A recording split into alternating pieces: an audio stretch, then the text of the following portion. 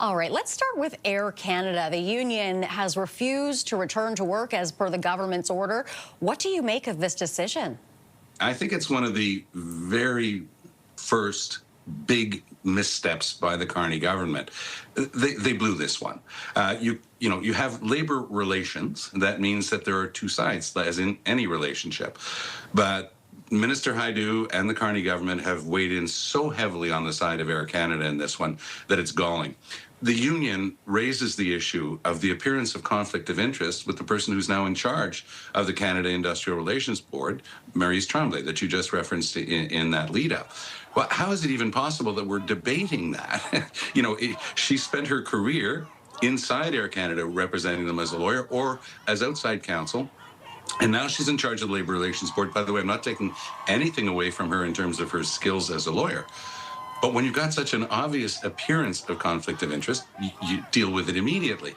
Here, you're trying to use that institution to force back to the table, go to binding arbitration, and they seem to have forgotten in the Liberal Party, they once knew, that labor rights are guaranteed under the Canadian Constitution. Mr. Carney spent the campaign, whenever he was asked about Bill 21, would you challenge Quebec's laws that are discriminatory to the Supreme Court? He had a very good answer, which is the Liberals are the party of the Charter of Rights. Well, guess what?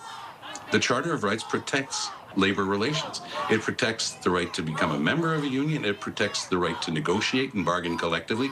And you can't take that away lightly, as the Carney government has just done.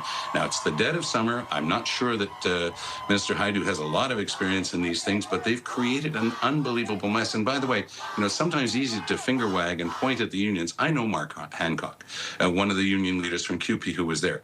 This guy is experienced. He's not a hothead.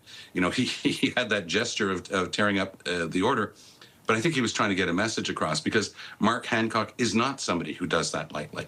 And I think that the Canadian Union of Public Employees has a history, a fine track record of being able to work and overcome great difficulties. Here, the government seems to have set up a brush fire on its own, and it's very difficult to imagine how they're going to be able to get out of this one. If the union is saying, there's no way you're forcing us back, there's no way you're doing this, are they going to start coming up with outrageous threats of penalties?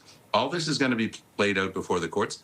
By the way, Renee, this should have been thought out in advance. And there are some very smart people around Carney, but I guess a lot of them are on holidays right now, because this is one of the worst messes that I've seen them in since they got elected at the end of April.